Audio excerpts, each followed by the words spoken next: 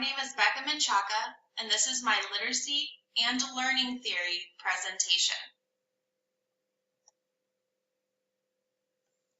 The social constructivism theory is based off the idea that human development is socially situated and knowledge is constructed through interaction with more knowledgeable others in the zone of proximal development.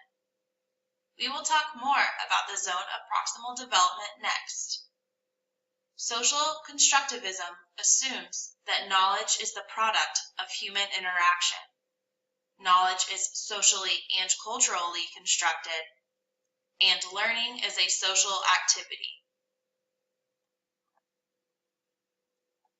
The zone of proximal development, also referred to as the ZPD, is basically the difference between what a learner can do without help and what he or she can do with help.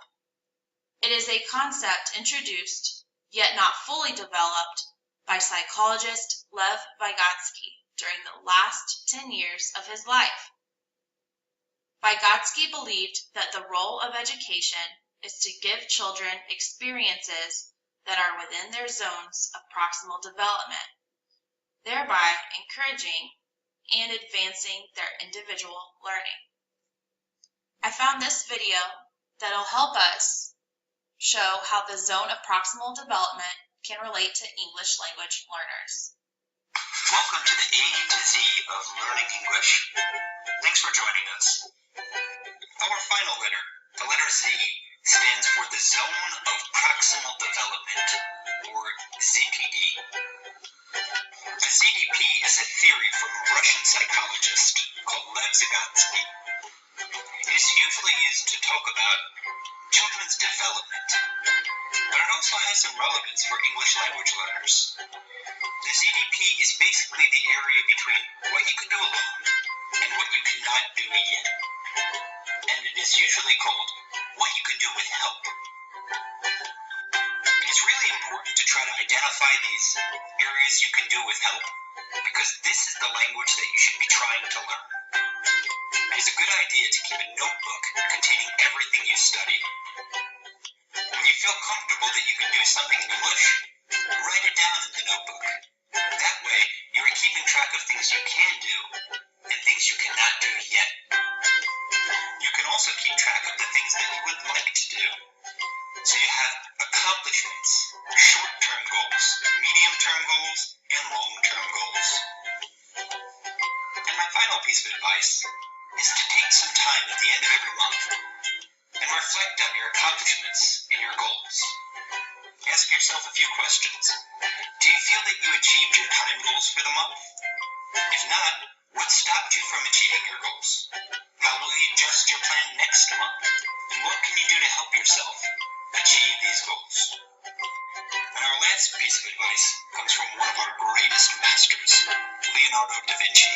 Da Vinci said, "It had long since come to my attention that people of accomplishment rarely sat back and let things happen to them. They went out and happened to things." I hope you go out and happen to the people in your lives. Use your English to the best of your ability and try to have fun doing it. I hope you've enjoyed this series. And for the last time, cheers and good luck. So as you can see, those were some ideas that we can use with our English language learners that have to do with the zone of proximal development. Moving on from that, let's talk about the father of the social constructivism theory and the zone of proximal development. Lev Vygotsky is a Russian psychologist who is considered to be the father of cognitive development. He believed strongly that community plays a central role in the process of making meaning. He also believed learning is a social process. His work was unknown by English educators until the 1960s when his journals were published in English. Sociolinguistics is language in social and cultural context. Essentially, It is how people with different social identities, such as gender, age, race, ethnicity, and class, speak, and how their speech changes in different situations. In other words, the way one speaks provides clues not only to a person's regional background, but also to his or her social one. For example, some people say tomato, some people say tomato. Speech is a form of social identity. William Labov is an American linguist who is considered to be the father of sociolinguistics. He resisted using the term sociolinguistics at first because it suggested that there were successful linguistic theories where language is not social. He was a professor for the linguistics department at the University of Pennsylvania. So how are these theories connected? The sociolinguistics theory of second language acquisition and the social constructive theory are connected because sociolinguistics emerges from social constructivism. In the social constructive theory, learning occurs through all social interactions. Correspondingly, sociolinguistics refers to language in both a social and cultural context.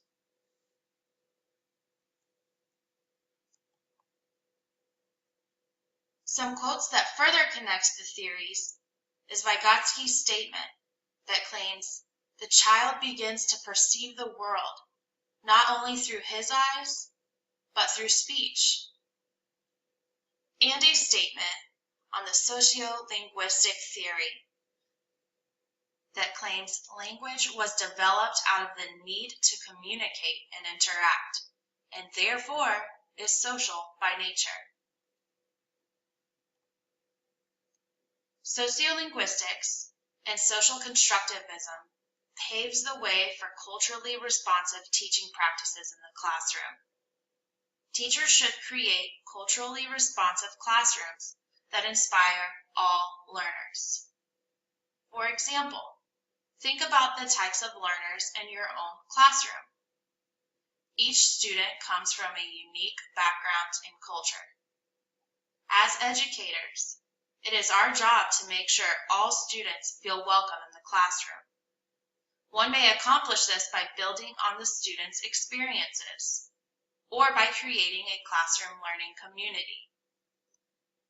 Sociolinguistics and social constructivism apply in this case because students learn from social interaction with one another. Both theories are especially beneficial for English language learners because each are based off of the idea that learning develops through interaction with others. Learning A to Z is a wonderful technology tool to use in the classroom. Learning A to Z has several sub-programs such as Reading A to Z, Raz Kids, HeadSprout, and Vocabulary A to Z that are very beneficial with assisting students in achieving success with both social and academic English.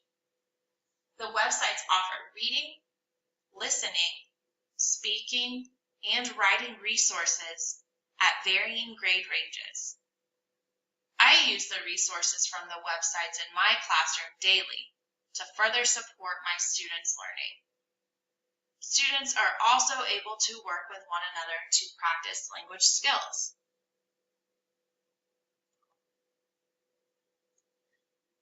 As to any group of theories, there are strengths and weaknesses. The strengths of the theories are that both encourage diversity, and students are actively involved in their own learning. The weaknesses of the theories are the possibility of the lack of structure, and students may become confused. Some students require highly structured environments in order to be successful in the classroom. And here are my references. Thank you so much for watching my presentation, and I hope you were able to learn something.